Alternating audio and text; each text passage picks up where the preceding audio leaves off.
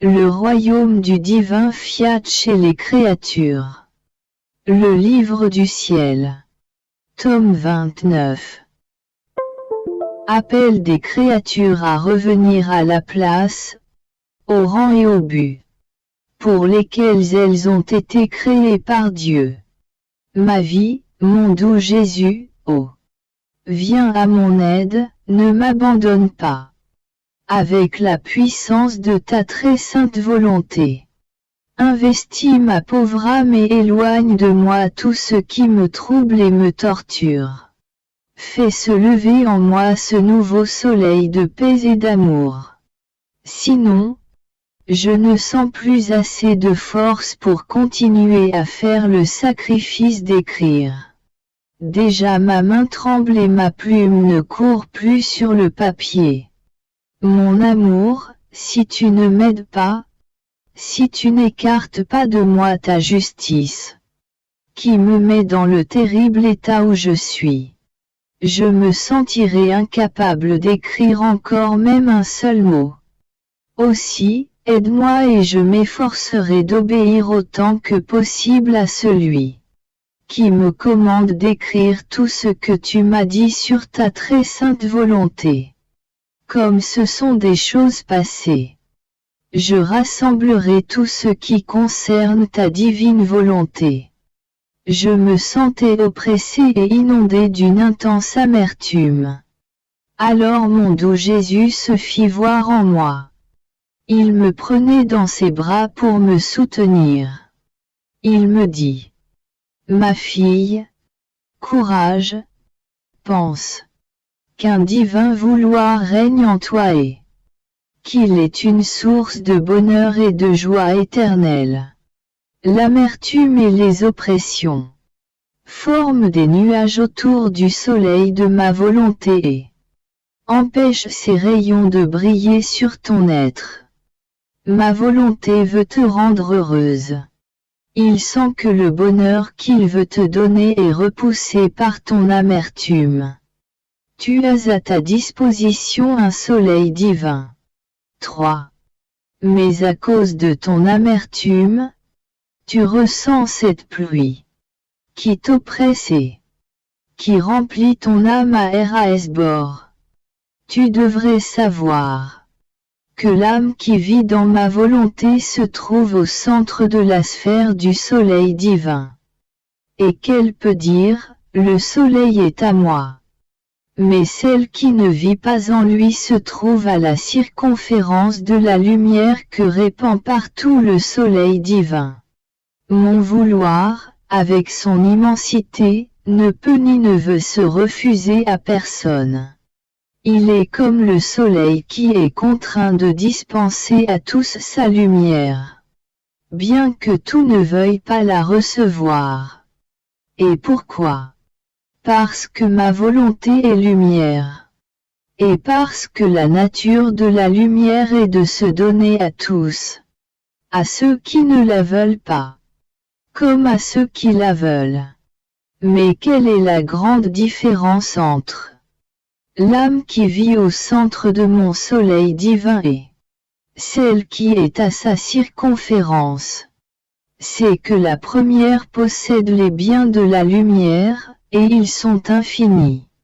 La lumière la défend contre tous les maux, afin que le péché n'ait pas de vie dans cette lumière.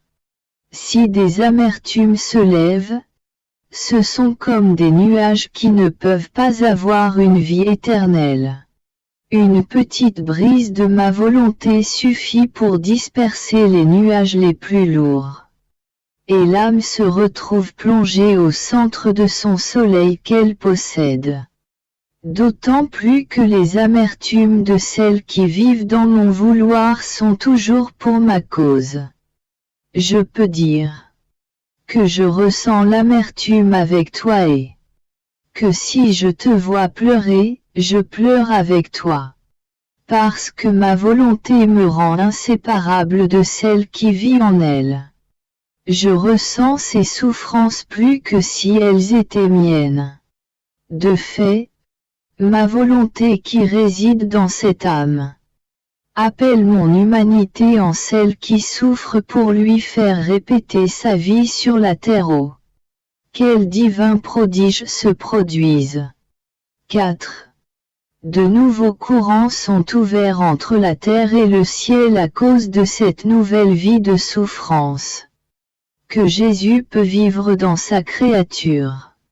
Mon cœur est humain, mais il est aussi divin et possède la plus douce tendresse.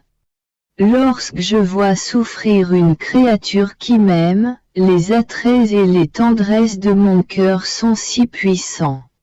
Alors mon très tendre amour liquéfie mon cœur. Et il se déverse sur les souffrances et sur le cœur de ma créature bien-aimée. Par conséquent, je suis avec toi dans la souffrance et à double titre. Comme acteur des souffrances et comme spectateur. Ainsi je peux jouir des fruits de ma souffrance que je veux développer en la créature. Pour celle qui vit dans ma volonté. Il y a des soleils au centre de sa vie et nous sommes inséparables. Je la sens palpiter en moi. Et elle sent ma vie palpiter dans l'intimité de son âme.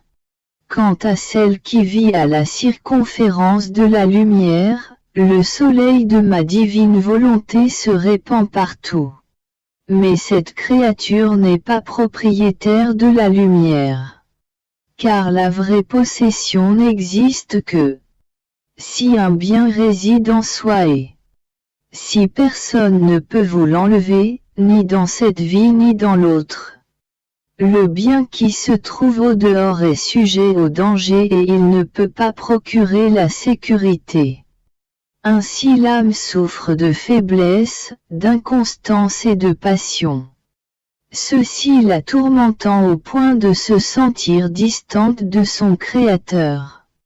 C'est pourquoi je te veux toujours dans ma volonté, pour me laisser continuer ma vie sur la terre. Je continuais alors mes petits actes d'adoration, d'amour, de louange et de bénédiction, dans le divin fiat à mon Créateur. Le divin vouloir les répandait alors partout. Car il n'est pas d'endroit où il ne se trouve pas. Mon toujours aimable Jésus ajouta. 5. Chère fille de ma volonté, tu dois savoir que ma volonté ne fait rien à moitié. Elle fait tout si parfaitement qu'elle peut dire. Là où est ma volonté est aussi mon acte. Notre divinité voit dans notre divine volonté l'adoration et l'amour de sa créature. Ainsi elle trouve partout son repos dans son immensité. La créature dans notre volonté devient pour nous une pause. Rien ne nous est plus délicieux que ce repos. Ce repos est le symbole du repos que nous avons pris après avoir créé toute la création. Toutes les choses de la terre et du ciel sont remplies de notre divine volonté. Elles sont comme des voiles qui la cachent, mais des voiles muets. Dans leur mutisme elles parlent éloquemment de leur Créateur. C'est en fait ma volonté cachée dans les choses créées qui parle par ces signes. Dans le soleil par la chaleur et la lumière. Dans le vent qui domine. Dans l'air qui forme le souffle des créatures. Oh! Si le soleil, le vent, l'air et toutes les choses créées pouvaient avoir le bien de la parole, combien de choses ils pourraient dire à leur Créateur. Quelle est l'œuvre de l'être suprême capable de parler? C'est la créature. Nous l'avons tant aimé en la créant que nous lui avons donné le grand bien de la parole. Notre volonté voulait se faire parole dans la créature. Elle voulait quitter le mutisme des choses créées. Et elle forma en elle l'organe de la parole afin de pouvoir converser avec elle. C'est pourquoi la voix des créatures est un voile qui parle. Avec elle, ma volonté converse éloquemment et sagement. La créature ne dit pas, ni ne fait pas toujours la même chose, telles ces choses créées, qui ne changent jamais d'action et qui sont toujours à leur poste pour faire la même action que Dieu attend d'elles. Ainsi, ma volonté peut multiplier continuellement les manières d'agir de la créature. Nous pouvons dire que Dieu parle non seulement dans la voix, mais aussi dans les œuvres, les pas, l'esprit et le cœur des créatures. Mais quelle n'est pas notre tristesse lorsque nous voyons que cette création qui parle se sert du grand bien de la parole pour nous offenser. 6. Nous voyons qu'elle utilise ce don pour faire offense au donateur et pour empêcher le grand prodige de grâce, d'amour, de divine connaissance et de sainteté que je peux accomplir dans l'œuvre parlante de la créature. Mais pour celle qui vit dans ma volonté, ce sont des voix qui parlent. Oh! Combien de choses je lui manifeste! Je suis continuellement en action. J'ai toute liberté de faire et de dire des choses surprenantes et j'accomplis le prodige de ma volonté qui parle, aime et agit dans la créature. Par conséquent, donne-moi pleine liberté. Alors tu verras ce que mon vouloir est capable de faire en toi. Je pensais à tout ce que mon doux Jésus m'avait dit. Mon Seigneur bien-aimé répéta. Ma fille, la substance de notre être divin est une immensité de lumière très pure, qui produit une immensité d'amour. Cette lumière possède tous les biens, toutes les joies, un bonheur interminable et d'indescriptible beauté. Cette lumière investit toutes choses, voit toutes choses, comprend toutes choses. Car il n'existe pour elle ni passé ni futur, mais un acte unique, toujours en action. Cet acte produit une multiplicité d'effets propres à remplir les cieux et la terre.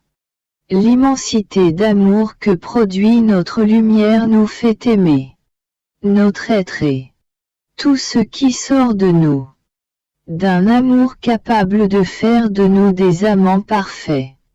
Nous ne sommes capables de rien sinon aimer, donner et demander de l'amour. L'écho de notre lumière et de notre amour se répercute dans l'âme de la créature qui vit dans notre volonté, pour la transformer en lumière et en amour.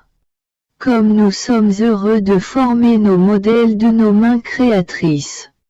Si tu veux rendre ton Jésus heureux, sois attentive et veille à ce que ta vie ne soit formée que de lumière et d'amour. Je faisais tout ce que je pouvais pour m'abandonner dans la divine volonté. Je pensais à toutes les vérités concernant son saint vouloir que mon bien-aimé Jésus m'avait manifesté. Chaque vérité embrassait l'infini et contenait assez de lumière pour remplir le ciel et la terre. 7. Je sentais la force de la lumière et le poids de l'infini m'envahir d'un amour indescriptible.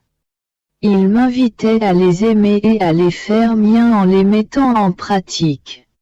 Mon esprit se perdait dans une aussi grande lumière. Mon doux Jésus me dit, « Ma fille, notre travail sur la créature a commencé avec la création. Il continue dans le monde. Celui-ci contient notre force créatrice, qui parle et forme les plus belles et les plus merveilleuses des œuvres. Dans l'œuvre des six fiat qui ont formé la grande machine de l'univers, j'ai inclus l'homme qui devait y vivre et être le roi de toutes nos œuvres. Or après avoir tout réordonné, notre amour nous a invités au repos. Le repos ne veut pas dire que le travail est terminé. C'est une pause avant de reprendre le travail. Veux-tu savoir quand nous reprenons le travail? Chaque fois que nous manifestons une vérité, nous reprenons l'œuvre de la création. Tout ce qui a été dit dans l'Ancien Testament était des reprises du travail. Ma venue sur terre n'était rien d'autre qu'une reprise du travail par amour pour les créatures. Ma doctrine, les nombreuses vérités énoncées par ma bouche, démontraient clairement mon intense labeur pour les créatures. Comme dans la création, notre être divin s'est reposé. Avec ma mort et ma résurrection, je voulais aussi prendre un repos. Afin de donner le temps à mon travail de porter fruit parmi les créatures. Mais c'était toujours une pause et non la fin du travail. Jusqu'à la fin des siècles. Notre œuvre sera une alternance de travail et de repos et de travail. Tu vois ainsi, ma chère fille, le long travail que j'ai dû faire avec toi pour te manifester toutes ces vérités sur ma divine volonté. Notre être suprême cherche par-dessous tout à se faire connaître. Ainsi je n'ai rien épargné dans un si long travail. J'ai pris souvent des petits moments de repos. Pour te donner le temps de recevoir mon travail et pour te préparer à d'autres surprises sur l'œuvre de ma parole créatrice. Par conséquent, sois attentive à conserver et à ne rien perdre du travail de ma parole. 8. Sa valeur est infinie et suffisante pour sauver et sanctifier un monde tout entier. Mon abandon dans le divin fiat continue, bien que je vive dans le cauchemar d'une intense amertume, de pleurs continuels et dans une atmosphère d'agitation malsaine, qui me prive de ma paix et de ma sérénité habituelle. J'y suis résigné, j'embrasse la main qui me frappe. Mais je ressens le feu qui me brûle et les nombreuses tempêtes qu'il déclenche dans ma pauvre existence. Mon Jésus, aide-moi, ne m'abandonne pas. Jésus déchire souvent les voiles d'épais nuages qui m'entourent en me disant quelques paroles d'encouragement, mais je dois rester dans cet état. Alors mon doux Jésus m'a surprise. Il me dit: Ma chère fille, courage. Ne crains pas que je puisse jamais t'abandonner. Sens ma vie en toi, et si je t'abandonnerais, cette vie serait sans nourriture pour la faire grandir, sans lumière pour la rendre heureuse. Elle n'aurait plus le cortège de ma vie divine que j'ai moi-même formé en toi. Tu devrais savoir que ma vie n'a en moi-même besoin de rien pour grandir et que ma vie ne peut pas diminuer. Mais la vie que je forme dans la créature doit pour grandir recevoir de la nourriture divine, afin que peu à peu la vie divine puisse remplir la créature tout entière. Je ne peux par conséquent pas te quitter. S'il peut te sembler que je suis parti et que tout est fini entre nous, je reviens soudainement vers ma petite fille pour lui donner la nourriture de ma volonté. Tu dois savoir que ma volonté est lumière et que celle qui vit en elle acquiert ses propriétés. 9. Ainsi, lorsqu'elle travaille, ses œuvres s'emplissent de lumière au point de déborder et elles apparaissent avec les propriétés de la lumière de son Créateur. Si ce sont les propriétés de l'amour divin, elles emplissent l'amour de la créature. Si la créature adore, les propriétés de l'adoration divine remplissent l'adoration de la créature. Bref, Il n'y a pas d'acte de la créature qui ne soit rempli par les propriétés divines. Dans ma volonté, la volonté humaine disparaît. Et les propriétés divines restent à sa disposition. Oh, si tous pouvaient savoir ce que signifie vivre dans mon divin vouloir, et le grand bien qu'il en retire de la façon la plus simple qui soit. Je continuai alors mon abandon dans le divin fiat. Je ne pouvais pas dire autre chose que mon « je t'aime » dans les actes divins. Je me disais « Jésus, mon amour, mon je t'aime s'écoule dans ton souffle, sur ta langue, dans ta voix et dans les plus petites particules de ton adorable personne. » En faisant cela, le bien-aimé de ma vie s'est fait voir en train de placer mon « je t'aime » dans son cœur, à l'extérieur et à l'intérieur de sa divine personne. Il y prenait tant de plaisir qu'il m'incitait à répéter tous les « je t'aime » que je pouvais afin de les voir dans tout son être. Puis me serrant contre lui, il me dit « Ma fille, l'amour est vie. Quand cet amour sort de l'âme qui vit dans ma volonté, elle possède la vertu de former la vie de l'amour en Dieu lui-même. La substance de la vie divine est amour. Ainsi la créature forme en Dieu une autre vie divine. Et nous le sentons formé en nous par la créature. C'est la volonté divine qui permet à la créature de former la vie divine, la vie de l'amour en Dieu.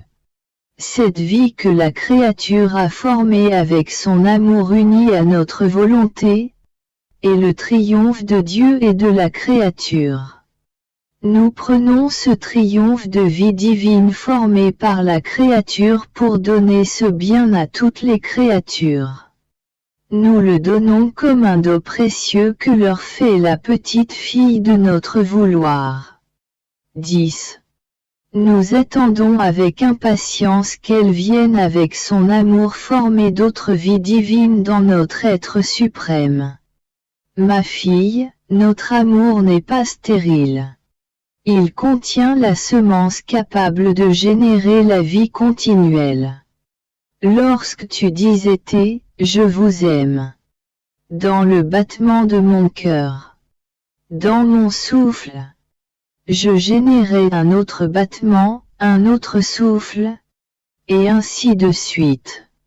Je sentais en moi la génération de ton « je vous aime » qui formait la vie nouvelle de mon amour. Oh! Comme j'étais heureux de penser que ma fille formait ma propre vie en moi, toute d'amour.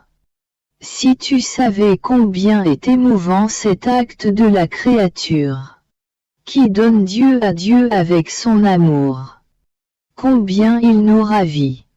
Et dans notre ravissement nous donnons un autre amour, afin d'avoir la satisfaction de devoir répéter nos nouvelles vies d'amour. Par conséquent, aime beaucoup et tu rendras plus heureux ton doux Jésus. Je vis des jours très amers et ma pauvre existence est un cauchemar. Mon Jésus, aide-moi. Ne m'abandonne pas. Tu as toujours été si bon pour moi.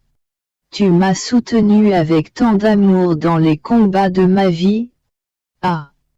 Ne m'abandonne pas alors que les attaques sont maintenant plus furieuses.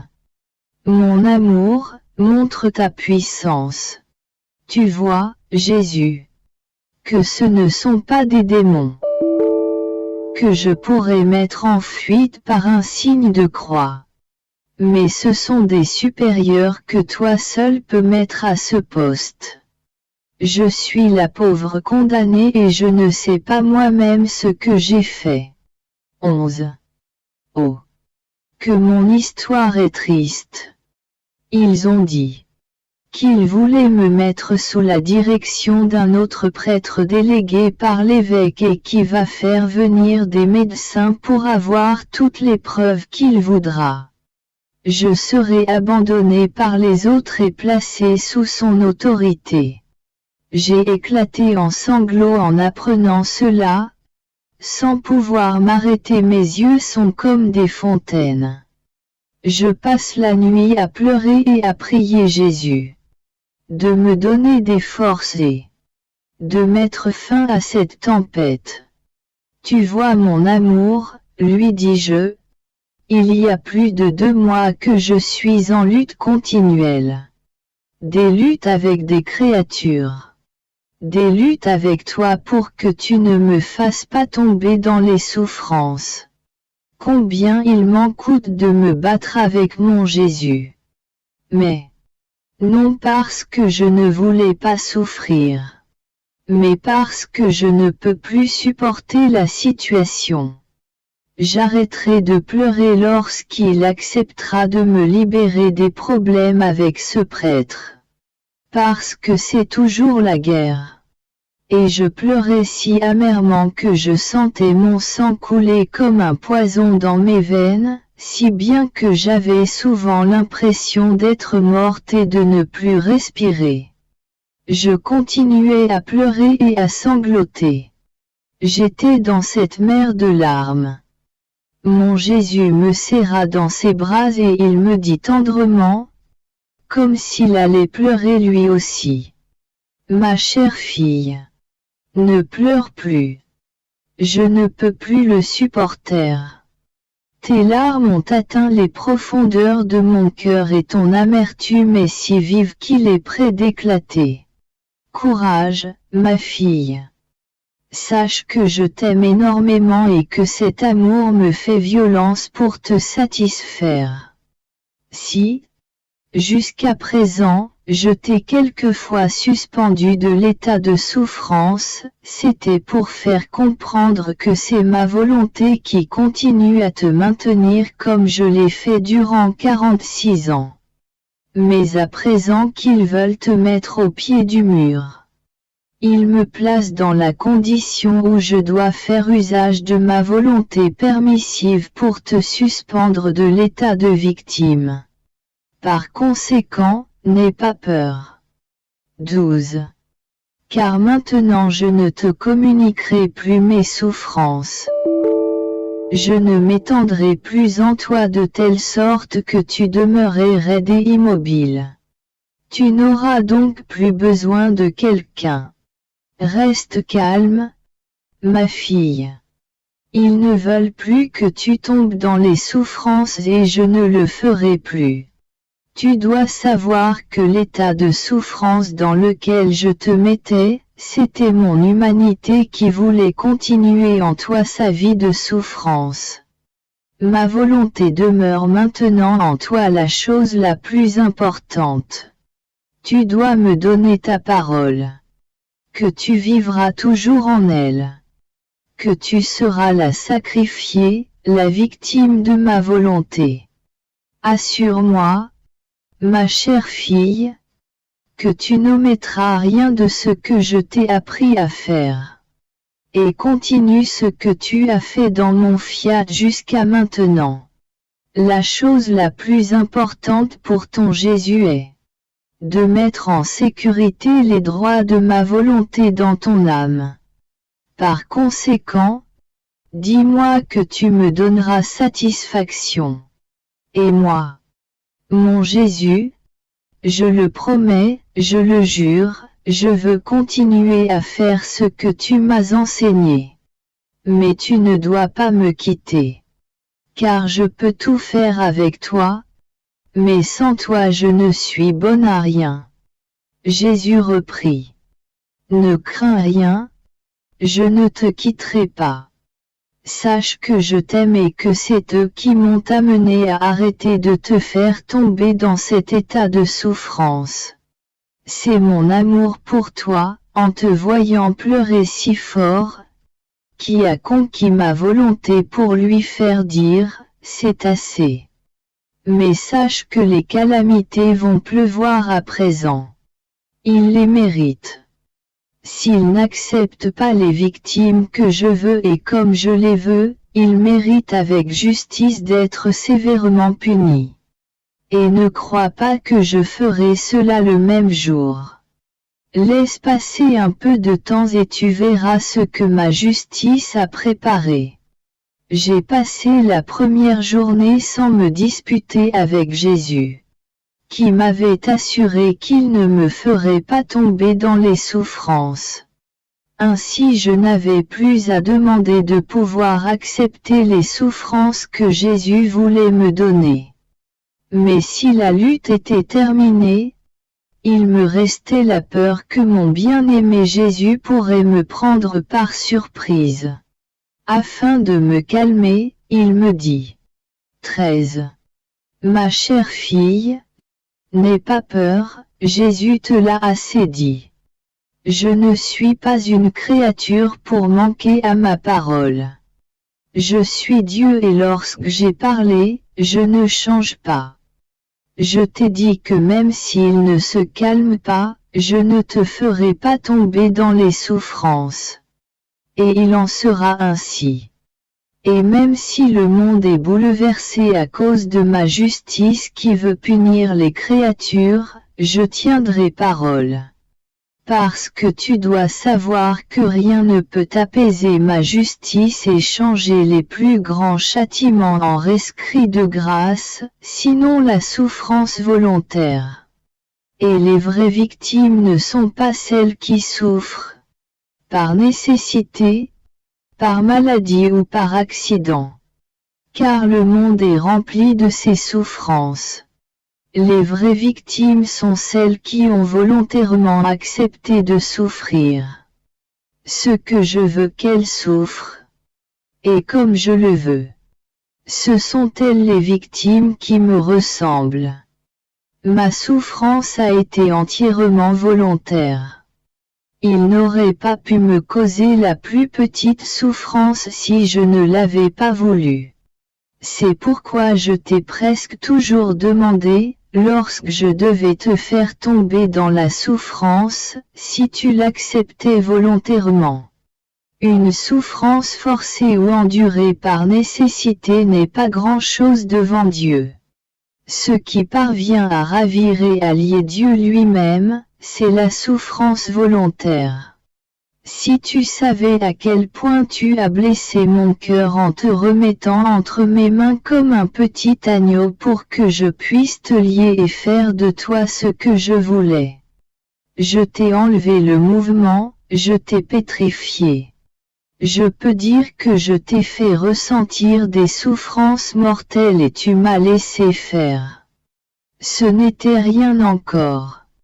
Car le pire était que tu ne pouvais pas sortir de l'état dans lequel ton sacrificateur t'avait placé si un de mes ministres ne venait te rappeler à l'obéissance.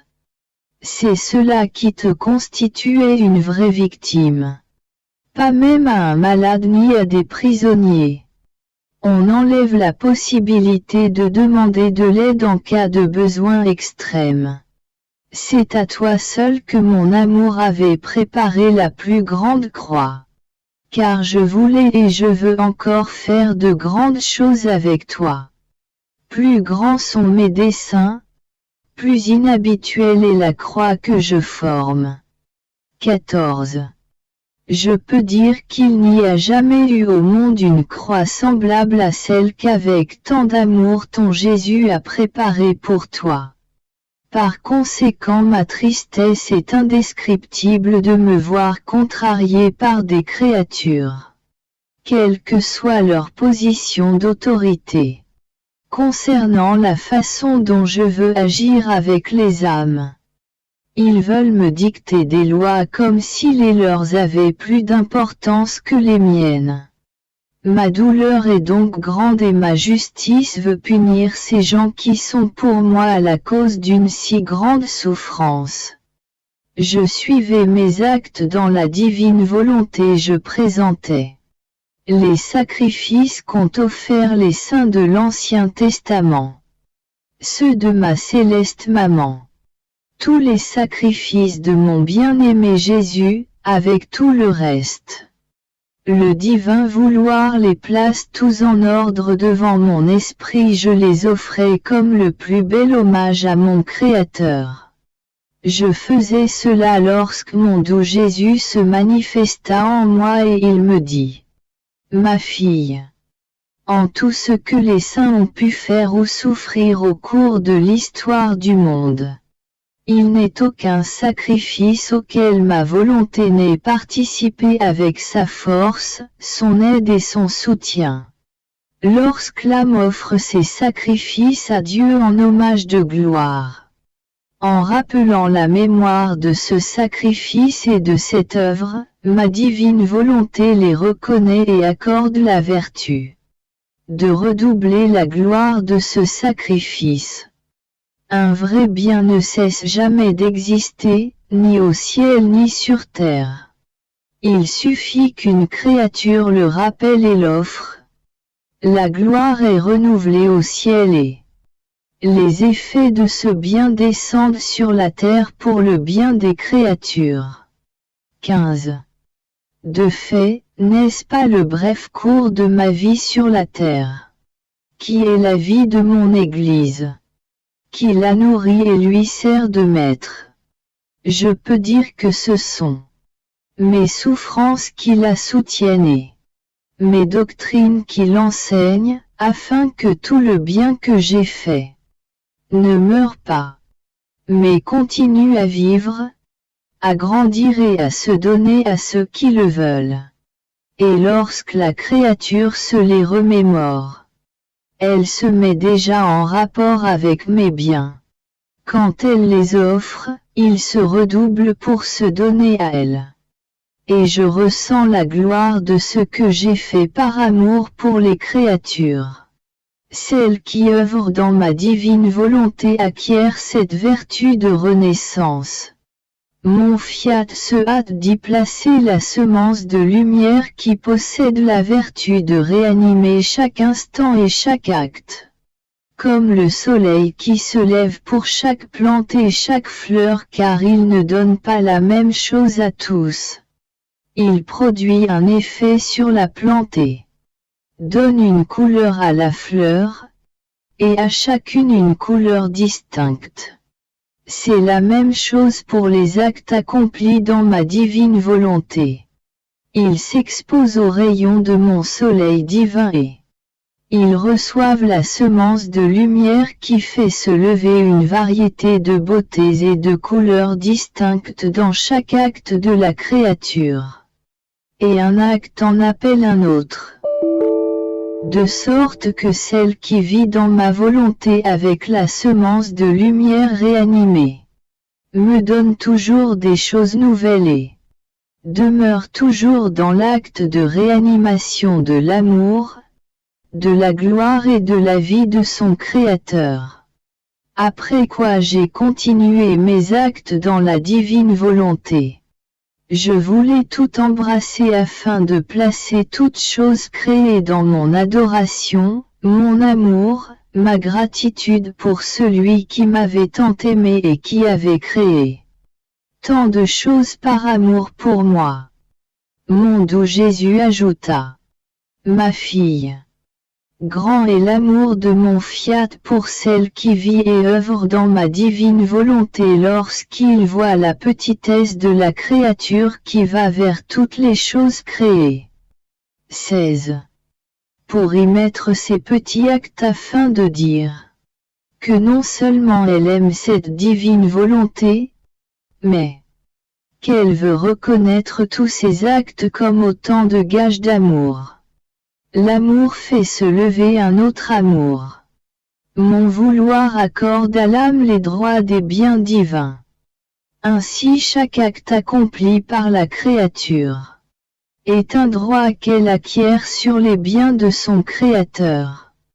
C'est donc de droit qu'elle se sent aimée par l'être suprême, car elle a placé son amour dans l'amour éternel, et elle a acquis le droit d'être aimée.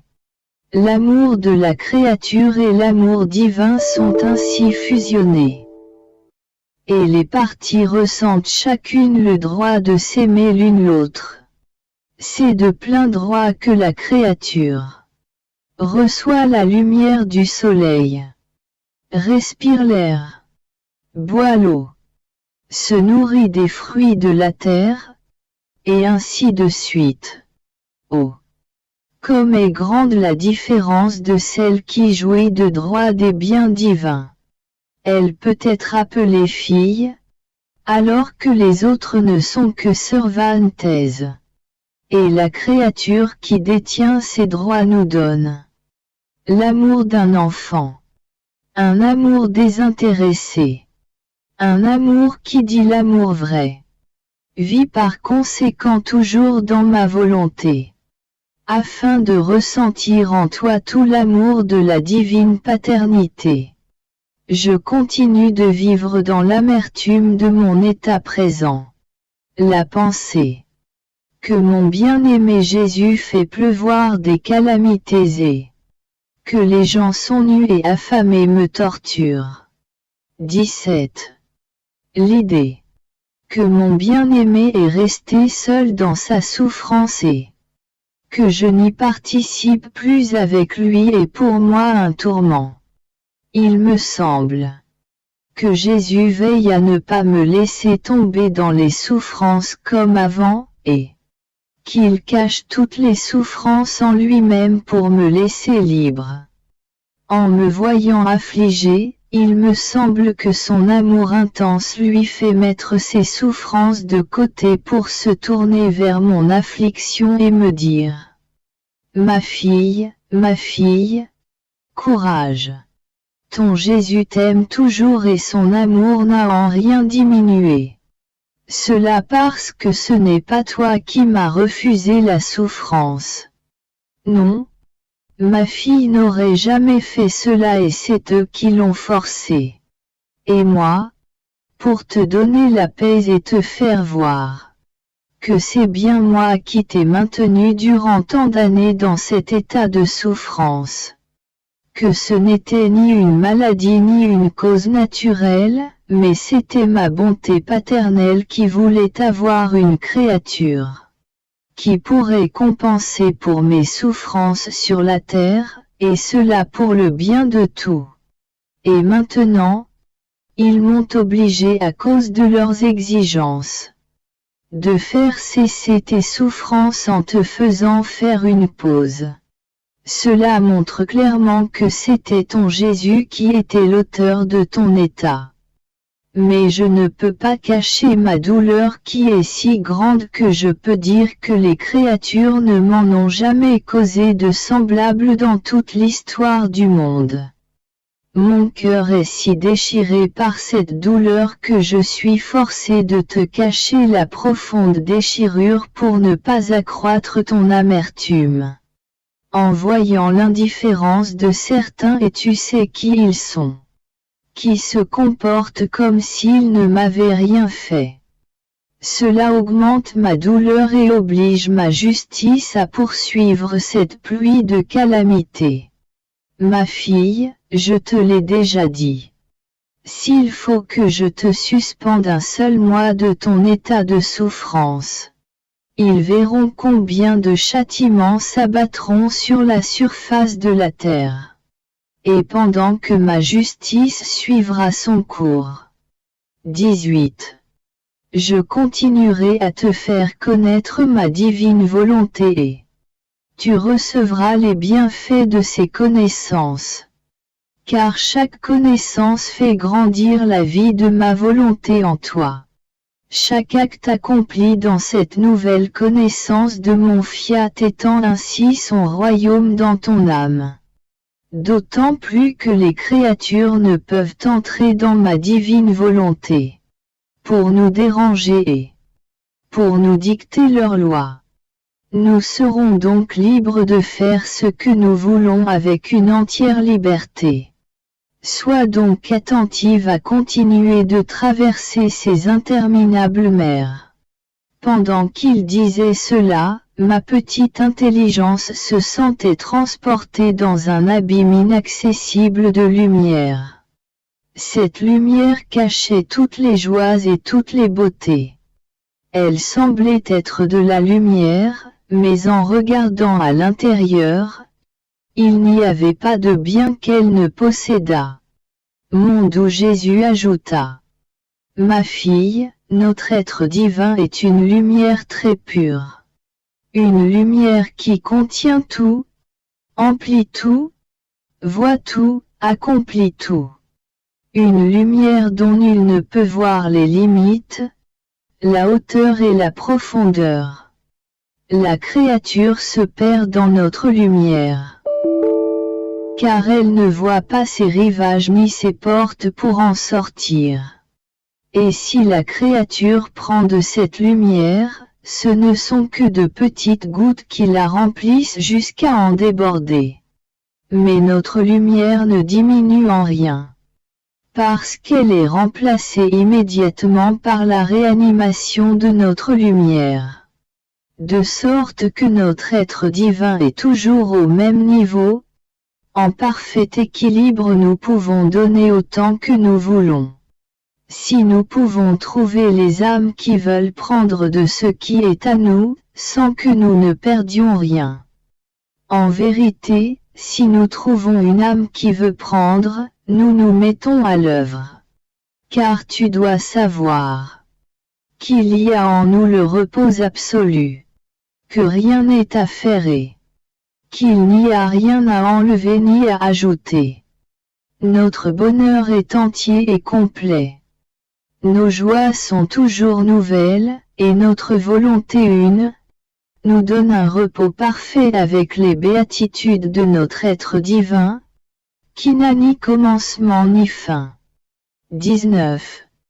De sorte que cet abîme de lumière que tu vois, contient un abîme de joie, de puissance, de beauté, d'amour et de tant d'autres choses. Nous, dans notre félicité, nous reposons en elle.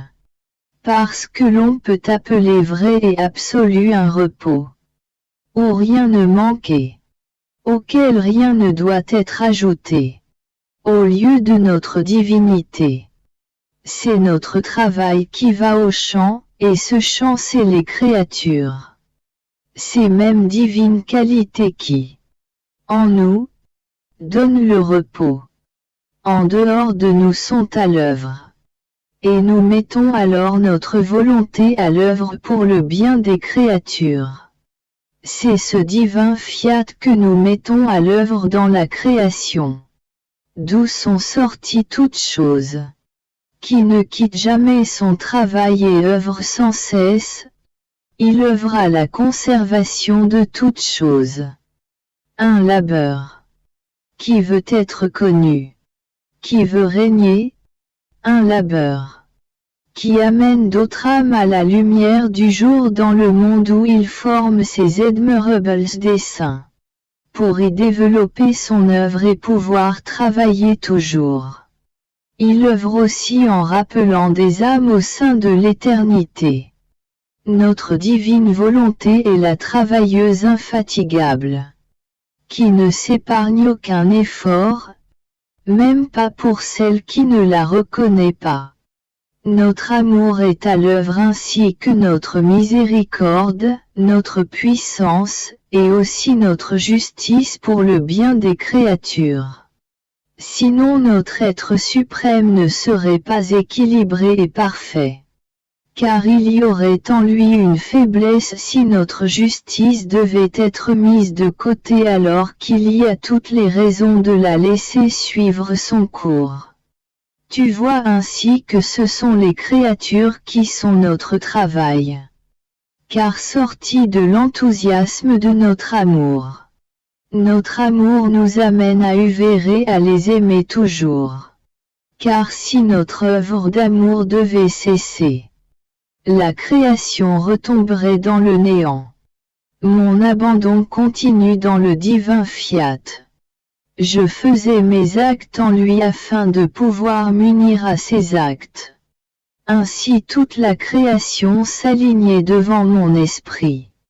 Il me disait dans son langage muet que le divin vouloir m'avait aimé autant de fois qu'il avait créé de choses et que c'était maintenant à mon tour de l'aimer en chaque chose créée, et de lui rendre autant d'actes d'amour, afin que son amour et le mien ne restent pas isolés, mais qu'ils puissent se tenir compagnie.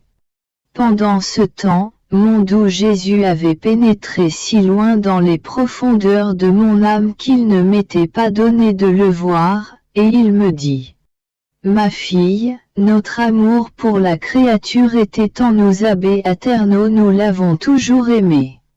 Mais notre premier amour s'est extériorisé hors de nous dans la création. Notre fiat en se prononçant a créé point par point le ciel, le soleil, etc. Extériorisant ainsi en chaque chose créée notre amour contenu de toute éternité pour les créatures.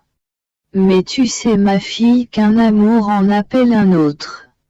Notre amour extériorisé dans la création de l'univers a expérimenté combien est douce l'expression de l'amour. C'est seulement en l'extériorisant que l'amour est exprimé et que l'on goûte combien il est doux d'aimer. C'est pourquoi notre amour ayant commencé à être extériorisé, n'a plus connu de paix avant d'avoir créé celui pour lequel il avait commencé à s'extérioriser en semant l'amour dans toutes les choses créées. Ainsi l'amour refluait puissamment en nous dans sa volonté de faire un acte d'amour complet, appelant l'homme du néant, afin de lui donner l'être et de créer en lui notre propre vie d'amour, sans créer en lui la vie d'amour pour être aimé en retour. 21. Il n'y aurait pas eu de raison, divine ou humaine, pour extérioriser autant d'amour envers l'homme. Si nous l'aimions tant, il était raisonnable et juste qu'il nous aimât. Mais n'ayant rien en propre, il convenait à notre sagesse et à nous-mêmes de créer la vie d'amour afin d'être aimé en retour par la créature. Tu vois, ma fille, l'excès de notre amour. Avant de créer l'homme, il ne nous suffisait pas d'avoir extériorisé notre amour dans la création, mais manifestant notre être divin, nos qualités. Nous avons déployé des mers de puissance et nous l'avons aimé dans notre puissance. Nous avons déployé des mers de sainteté, de beauté, d'amour, etc., et nous l'avons aimé dans notre sainteté, notre beauté et notre amour. Ces mers devaient servir à investir l'homme pour qu'il puisse trouver dans toutes nos qualités l'écho de notre puissance d'amour et nous aimer avec cette puissance d'amour. D'un amour saint, d'un amour d'une enchanteresse beauté. Et c'est après que ces mers de nos divines qualités furent sorties de nous que nous avons créé l'homme en l'enrichissant de nos qualités, autant qu'il pouvait en contenir afin qu'il ait lui aussi un acte capable de faire écho dans notre puissance, dans notre amour, dans notre bonté, et qu'il puisse nous aimer avec nos propres qualités. Nous voulions l'homme, non comme un serviteur, mais un enfant, non pas pauvre, mais riche, non à l'extérieur de nos biens, mais dans notre héritage. Pour confirmer tout cela, nous lui avons donné comme vie et comme loi notre volonté. Voilà pourquoi nous aimons tant la créature, parce qu'elle tient de nous. Ne pas aimer ce qui vient de soi-même est étranger à la nature et contraire à la raison. Je sentais mon pauvre esprit immergé dans l'interminable lumière de la divine volonté. Je cherchais à suivre ses actes dans la création, je me disais. Je voudrais être le ciel pour pouvoir étendre partout et surtout mon amour, mon adoration et ma gloire envers mon Créateur. Je voudrais être le soleil et avoir assez de lumière pour remplir le ciel et la terre, tout convertir en lumière et lancer dans cette lumière mon cri continuel de « Je vous aime, je vous aime ». Mon esprit disait ces bêtises lorsque mon doux Jésus se fit voir et il me dit « Ma fille, toute la création symbolise Dieu, l'ordre de la diversité des saints et des âmes, son harmonie. L'union que possède toute la création. L'ordre. L'inséparabilité. Tout symbolise la hiérarchie céleste avec son Créateur à la tête. Regarde le ciel qui s'étend partout et contient sous sa voûte azurée toutes les choses créées. Elle règne sur tout. De telle sorte que personne ne peut se soustraire à sa vue et à son empire. Oh! Combien il symbolise Dieu qui étend partout son empire auquel personne ne peut échapper. Ce ciel qui contient tout présente cependant une grande variété de choses créées. Certaines sont aussi proches que les étoiles qui, vues d'en bas, paraissent petites bien qu'elles soient très grandes et avec une variété de couleurs et de beauté. Dans leur course étourdissante avec toute la création. Elles forment une symphonie et la plus belle des musiques. Leur mouvement produit une musique si belle qu'aucune musique ici-bas ne peut lui être comparée. Ces étoiles semblent vivre du ciel et s'identifier à lui. C'est le symbole des âmes qui vivront dans la divine volonté. Elles sont si près de Dieu et si identifiées à lui. 23. Qu'elles recevront toute la variété des qualités divines, dont elles vivront pour former le plus bel ornement du ciel pour leur Créateur. Ma fille, regarde encore. Sous le ciel, mais comme détaché de lui et entre le ciel et la terre, on peut voir le soleil, une étoile créée pour le bien de la terre. Sa lumière va vers le haut et vers le bas, comme si elle voulait embrasser et le ciel et la terre. L'on peut dire que comme sa lumière touche le ciel, il vit du ciel. Il est symbole de ces âmes choisies par Dieu, pour faire descendre les grâces du ciel et les ramener sur la terre pour rappeler de vivre dans la divine volonté. La première de ces âmes choisies est ma céleste maman, unique comme le soleil, qui étend ses ailes de lumière. Sa lumière s'élève vers le haut et descend vers le bas afin de réunir Dieu et l'homme, de le réconcilier avec son Créateur et de le conduire vers lui par sa lumière. Les étoiles semblent vivre pour elles-mêmes, unies au ciel divin. Mais le soleil vit de Dieu pour se donner à tous. Sa mission est de faire du bien à tous. Tel est le soleil de la reine souveraine. Mais ce soleil ne sera pas seul.